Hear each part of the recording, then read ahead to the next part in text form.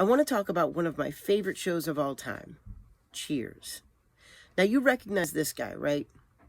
That's the guy, Sammy Mayday Malone, right? Did you know that there was actually 3 people being considered to play the part of Sam Malone? So let's talk about those. So first, let's talk about the guy who became the guy, right? Ted Danson came in and he was very lanky and he was very shy and definitely didn't seem to give off the qualities of the confident, womanizing Sam Malone. One of the things they actually had to do in order to give the role to Ted Danson was they changed the character from an ex-football player to a baseball player, which he seemed to fit that a lot better. And the acting was up to him, and he did an absolutely amazing job.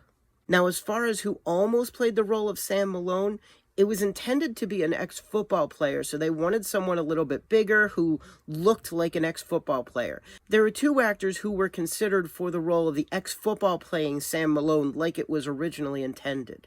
One of which, who ended up getting a role on the show as the sports guy, Dave Richards. Fred Dryer was pretty funny, he just didn't seem to fit the cast, and they ended up going with Ted Danson instead.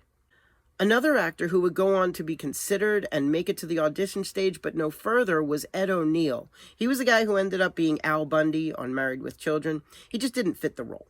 And finally, the person that the creators originally wanted and wrote the character for was not only an uprising movie star, but he was also a comedian that was so well known at the time. If they had given this part to that person, we wouldn't have the Cosby Show. Well, you know. But yeah, they wanted Bill Cosby to play the part. But luckily, Ted Danson won the part, and the rest is history. The cast had amazing chemistry, and they ran for 11 seasons. So tell me, who was your favorite character from Cheers?